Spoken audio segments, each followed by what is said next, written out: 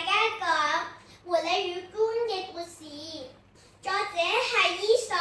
有一日，狐狸就邀請官去佢屋企食嘢，然後佢哋去到狐狸屋企，狐狸拎咗又大又扁嘅碗出嚟，喺裏邊裝咗啲湯俾官飲。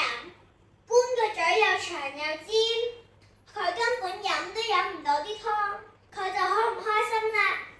於是官就反過嚟叫狐狸去佢屋企，官就攞一個又長又高嘅杯俾狐狸飲湯。官嘅嘴又長又尖，啱啱好又可以擠到個嘴入去啦。而狐狸嘅嘴又短啦，佢又飲唔到啲湯。最後狐狸飲唔到湯，佢就餓住個肚返屋企。